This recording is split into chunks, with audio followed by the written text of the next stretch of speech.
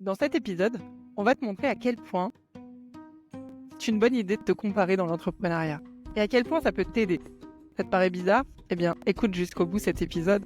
Il y a sûrement quelques pépites que tu peux en retirer. Mais avant ça, Claire, jingle. Bienvenue dans Débridé, le podcast qui révolutionne le monde du cheval et pas que. Et donc aujourd'hui, on a envie de te parler de la comparaison. Et tu as peut-être déjà entendu ne te compare pas aux autres, ne regarde pas ce que font les autres. Bon, la réalité est tout autre, c'est qu'a priori, tant que tu es humain, tu vas avoir tendance à te comparer. Donc, tant qu'à être humain et à se comparer, on s'est dit que ça pouvait être sympa de vous faire un épisode pour vous montrer à quel point la comparaison peut être utile. Mais encore faut-il savoir comment se comparer pour que ça devienne utile. Avant ça, je suis sûre que je ne suis pas la seule à avoir passé des heures à me comparer dans des moments où j'allais pas bien, surtout au fond de mon lit, en mode j'y arriverai jamais, j'atteins pas mes objectifs, je sais pas le chiffre, je vais jamais réussir à vivre de ma passion, tout ça, et de me comparer à des gens qui sont genre hyper inspirants, hyper lumineux, qui ont des dizaines de milliers ou des centaines de milliers d'abonnés qui réussissent trop bien et à me dire voilà, tu vois, j'y arriverai jamais, je serai jamais comme eux. Ou, ou, ou la version plus malhonnête et critiqueuse de la comparaison, de se mettre à critiquer les gens pour leur réussite. Ça, c'est une bonne comparaison aussi.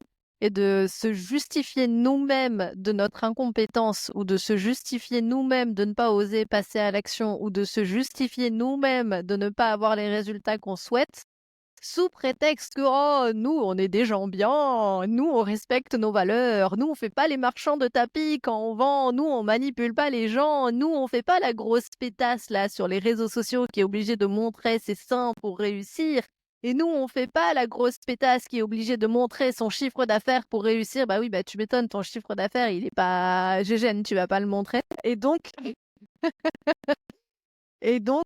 ça, c'est de la comparaison aussi qui est cachée et masquée par la critique. Mais en réalité, ça parle du fait que nous, bah, on se sent nuls et donc on trouve plein de raisons pour nous prouver à nous-mêmes que, bah, en fait, c'est pas de notre faute. Ou alors, on va utiliser la comparaison dans un autre sens, c'est-à-dire qu'on va regarder tout ce qu'on fait de mieux que quelqu'un d'autre pour se valoriser. Donc, pourquoi on se compare finalement? C'est soit pour se prouver à nous-mêmes à quel point on est vraiment trop nul et on n'est vraiment pas doué dans ce qu'on fait et qu'on ferait mieux d'arrêter.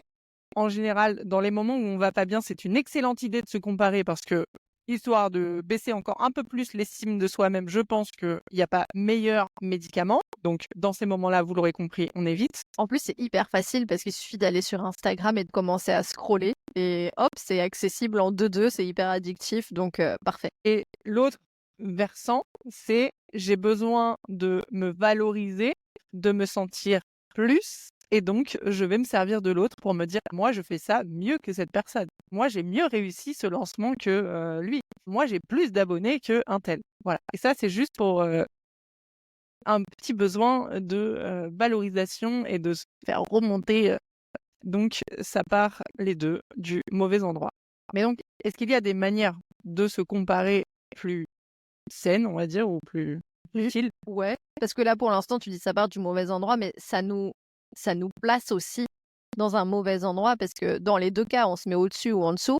Mais qu'on soit au-dessus ou en dessous, dans les deux cas, on se place en situation de victime qui, du coup, n'a aucun moyen de s'en sortir et d'expérimenter la vie qu'elle veut.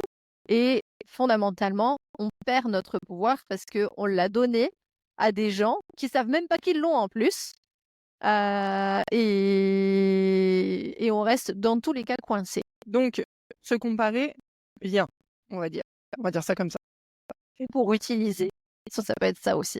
Se comparer bien ou pour utiliser notre petit trauma, notre difficulté à bon escient. Je pense que ce qui est intéressant, déjà, c'est de regarder des faits, de rester de manière plus factuelle que ce qu'on a l'habitude de le faire, parce qu'on a tendance souvent à mettre beaucoup d'émotionnel dans la comparaison. Et donc, je pense que si on revient à quelque chose de plus rationnel, de plus factuel, imaginons, on va comparer 2 lancements, par exemple, entre mon lancement et celui de la personne d'à côté. Un lancement, ça veut dire, on lance une nouvelle offre. Ça veut dire on annonce la création d'une nouvelle offre ou alors on annonce l'ouverture des portes pour entrer dans notre accompagnement. Ça va être de regarder factuellement, par exemple, OK, bah, donc combien, de personnes sont entrées d'un côté, de l'autre, c'est factuel. Il y en a, je sais pas, 90 d'un côté, 60 de l'autre. OK, factuellement. On n'est pas obligé de rajouter un jugement là-dessus. Ensuite, Attends, on peut faire mieux encore. Genre l'autre, il en a eu 90 et nous, on en a eu 0. ah ouais, c'est encore mieux ça. Et c'est là où la comparaison, elle a quelque chose de génial. Mais pour ça, il faut se comparer à des choses qui sont comparables. C'est-à-dire que si vous êtes entrepreneur débutant, imaginons que c'est donc votre première offre que vous venez de lancer et que vous allez vous comparer au lancement d'une nouvelle offre d'un entrepreneur aguerri qui a déjà sorti à peu près 48 programmes et qui fait ça depuis 25 ans, il est évident que vous ne pouvez absolument pas en être au même niveau. Donc, ça ne sert strictement à rien d'aller se comparer parce qu'à ce niveau-là, c'est même pas possible. Vous iriez pas vous comparer à quelqu'un qui fait des Ironman quand vous débutez la course à pied. Eh bien là, c'est exactement la même chose. Donc, allez vous comparer. Je rigole parce que moi, je sais à peine faire l'aller-retour en courant depuis le bout de mon allée, tellement ça me saoule de courir. Et ça me viendra absolument pas, du coup, à l'esprit de me comparer à quelqu'un qui fait un Ironman. Pour l'histoire, je donne cet exemple parce que la marraine de ma fille fait des Ironman et que je me suis mise à courir. Et ça m'est quand même arrivé de me comparer à elle, mais j'ai vite arrêté en me disant que c'était vraiment pas utile. Bref, cela dit en passant, donc l'idée c'est de se comparer sur des choses qui sont comparables. Et donc, si on prend l'exemple d'un lancement où on a fait 0 et quelqu'un à côté qui aurait fait un lancement par exemple à 90 ou 100 inscrits sur son programme, sur sa nouvelle offre, eh bien ce qui va être intéressant c'est d'aller regarder, ok, concrètement, factuellement, qu'est-ce que cette personne a mis en place que moi par exemple, peut-être je n'ai pas mis en place. Qu'est-ce que cette personne a fait, comment cette personne elle a pensé, qu'est-ce qui était différent. Et c'est là que finalement on va pouvoir prendre une sorte de feedback. Alors la personne en face n'est pas forcément au courant qu'on fait du feedback, mais d'aller regarder sur quoi nous on peut s'améliorer, sur quoi on peut grandir, qu'est-ce qu'il faut qu'on garde par exemple, qu'est-ce qu'il faut qu'on améliore. Et là du coup, la comparaison devient très utile.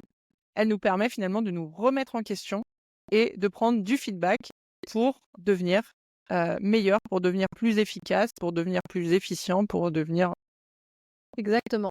Et si on revient à la sagesse des chevaux et ce qu'ils nous apprennent, en fait, c'est tout simple. La comparaison, ça parle de l'envie, qui est une émotion. Alors, il y en a qui l'appellent l'envie, il y en a qui l'appellent la jalousie aussi.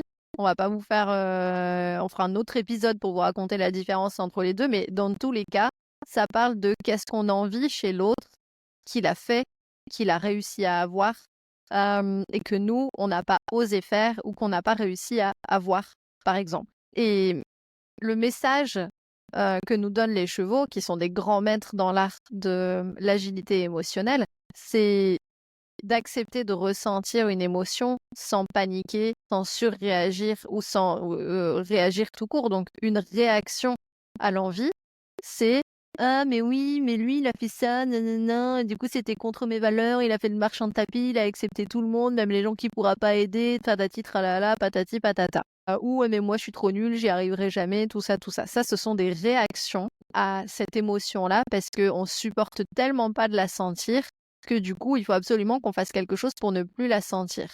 Quand on accepte de sentir profondément l'émotion de l'envie, sans paniquer, qu'on reste dedans, qu'on respire tranquillement et que du coup on accepte de regarder la vérité en face, on peut enfin laisser émerger cette fameuse vérité qui est ok, c'est quoi que j'envie chez l'autre en fait? C'est quoi qu'il a réussi à avoir que moi j'ai pas réussi à avoir? C'est quoi qu'il a fait et qu'il a mis en œuvre pour y arriver? Comment est-ce que moi je peux m'inspirer de ça? Et là on revient sur la notion de feedback que tu as dit tout à l'heure. Comment est-ce que moi je peux m'inspirer de ça pour comprendre ce que moi, il va être juste de faire pour pouvoir obtenir ce résultat souhaité. Peut-être je le ferai pas de la même manière. Peut-être que lui, il l'a fait avec des méthodes de requin. Et moi, j'ai pas envie de le faire avec des méthodes de requin. Mais dans ce qu'il a mis en œuvre, il a forcément osé faire des choses que vous n'avez pas osé de faire. Donc ça veut pas dire qu'on doit faire exactement comme l'autre, mais ça veut dire que l'autre nous parle en réalité de nous et de qui on n'a pas osé être. Donc là, ça emmène ensuite sur un travail de l'ombre et on vous fera peut-être un autre épisode plus détaillé là-dessus parce que ça va prendre du temps si on le détaille ici. La comparaison, ce qui est très chouette, c'est que finalement l'autre n'est qu'un, ça vous l'avez certainement déjà entendu des centaines de fois en dev perso, mais l'autre n'est qu'un miroir de nous-mêmes, nous montre une part de nous-mêmes. Et donc, quand on se compare à quelqu'un, c'est une part de nous. Donc quand on le critique et qu'on se compare en mode oh là là, mais lui, il est pas bien parce qu'il est comme ci, il est comme ça. Génial. Ça nous donne une super indication sur une part de nous qu'on ne veut pas reconnaître. Parce que ça veut juste dire que à un endroit, on exprime ce trait de caractère à notre manière. Je suis pas en train de dire que vous faites de la même façon, mais à notre manière, on exprime ce côté. Cette part, par exemple, très égoïste. Cette part, je me la pète. Cette part, il y a Marchand de quoi tapis. Voilà, cette part marchand de tapis. On la retrouve chez beaucoup d'entrepreneurs qu'on accompagne, chez nous aussi. On va régulièrement revisiter nos petites parts, nos parts égocentrées, nos parts narcissiques, nos parts égoïstes, toutes ces parts que finalement, quand on réussit à les récupérer grâce à un travail de l'ombre qui est tellement libérateur selon moi, selon nous, Absolument. eh bien, on peut ensuite avoir la liberté d'être pleinement cette personne-là. Et donc, on n'a plus besoin d'aller se comparer. Mais donc, la comparaison, elle est hyper utile pour regarder toutes les zones de nous-mêmes qu'on se refuse de voir. Et donc, l'autre est tellement merveilleux pour nous aider à mettre en lumière tout ça. Et d'ailleurs, on ne peut voir que ce qu'on a chez nous, hein. Littéralement, sinon on le verrait même pas. Je pense notamment à j'ai écouté ce matin un épisode de Caroline Mignot. Il y a un podcast qui s'appelle Marketing Square et qui discutait avec une autre professionnelle, une autre top voice LinkedIn, qui lui disait un peu tous les dessous crasseux de certains posts sur LinkedIn de gens qui mentent, etc. Et Caroline Mignot, elle disait bon, bah moi je vois pas du tout ça comme ça. Ah bah moi je trouvais que c'était trop sympa quand les gens ils font un mea culpa et qu'ils disent qu'ils se sont mal comportés. Et l'autre elle lui disait bah non, mais en fait il y a des fois il y a des gens ils font ça parce que ça fait du buzz de dire oh désolé je me suis mal comporté. Elle dit ah bon, c'est pas vrai. Elle avait absolument pas vu ça parce que je pense qu'intrinsèquement c'est quelque chose que ouais, elle fait pas elle-même, qu'elle se voit absolument pas faire elle-même. Donc on ne voit que ce qu'on voit. Deuxième chose, parce que là tu as utilisé le travail de l'ombre avec quelque chose que beaucoup de gens connaissent, c'est-à-dire les défauts des autres, mais ça marche aussi pour tout ce que vous trouvez qui est merveilleux chez les autres. Quand vous trouvez qu'une personne est rayonnante, qu'elle vend super bien, qu'elle vend avec éthique, que son travail avec les chevaux il est merveilleux, que ses reels, ses photos, etc. sur les réseaux sociaux, ouah, ça parle tellement et c'est hyper esthétique et c'est tellement poétique ou je ne sais quoi. Inspirant, c'est charismatique. Même chose qu'avec les défauts, hein. Ce sont des parts que vous avez forcément vous. Vous avez forcément un œil esthétique, vous avez forcément du charisme vous aussi, vous avez forcément une part de vous qui est hyper inspirante et qui est rayonnante, etc. Si vous le voyez chez les autres, c'est parce que ça parle de quelque chose que vous avez chez vous aussi. Donc si on fait un petit résumé, à quoi ça sert la comparaison quand on s'en sert bien? Ça va servir à avoir un super feedback sur ce qu'on doit adapter, ce qu'on doit transformer, ce sur quoi on doit s'améliorer. Peut-être qu'on peut garder et également aussi, il n'y a pas que tout ce qu'on doit enlever. Et de l'autre côté, un cadeau qu'on se fait parce que on peut, grâce à ça, récupérer plein de parts de nous. Et plus on ose exprimer des parts de nous, plus on se sent complet et plus on se sent libre. En tout cas, moi, c'est comme ça que je l'ai vécu, tout ce travail de l'ombre. Ça me permet vraiment aujourd'hui, et je pense, enfin, je pense que je peux parler pour nous deux, de me sentir beaucoup plus libre de rayonner qui je suis, d'oser être moi-même. On parle souvent d'oser être soi-même. Ben, je pense qu'on peut oser devenir soi au fur et à mesure qu'on récupère des parts de soi, qu'elles soient plus lumineuses ou plus dans l'ombre. Finalement, ça compose qui on est et chaque être humain est composé de toutes ces parts-là. Donc, rassurez-vous, vous êtes normal. Et donc en conclusion, la comparaison, ça vient d'une émotion qui s'appelle l'envie. Amandine, elle vous a dit tous les cadeaux et comment utiliser cette émotion. Et quand tu parles de ça nous rend plus libres, je pense que ça nous rend aussi beaucoup plus libres du regard des autres. Parce que si on s'accepte tel qu'on est, les gens ils peuvent dire tout ce qu'ils veulent. Bah, qu'est-ce que tu veux que je te dise? Bah, je suis désordonnée, je le sais. Et donc ça veut pas dire qu'on veut pas s'améliorer, mais au moins on est beaucoup moins touché à cause de ça. Et je voudrais terminer avec une image pour les personnes qui écoutent et qui regardent pas en vidéo. Je vais vous donner le détail. Et quand on pointe du doigt quelqu'un, en fait, on a 3 doigts qui sont pointés vers nous. Toujours, toujours.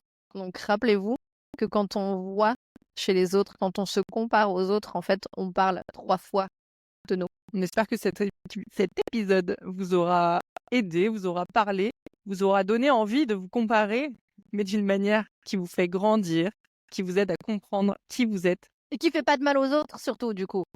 et qui vous permet d'oser rayonner qui vous êtes et d'oser aller vivre de votre passion, parce que c'est ça qui vous attend derrière. Plus vous allez vous libérer du regard de l'autre, et plus vous allez pouvoir œuvrer, contribuer. Allez-y, comparez-vous, mais faites-le de la bonne manière.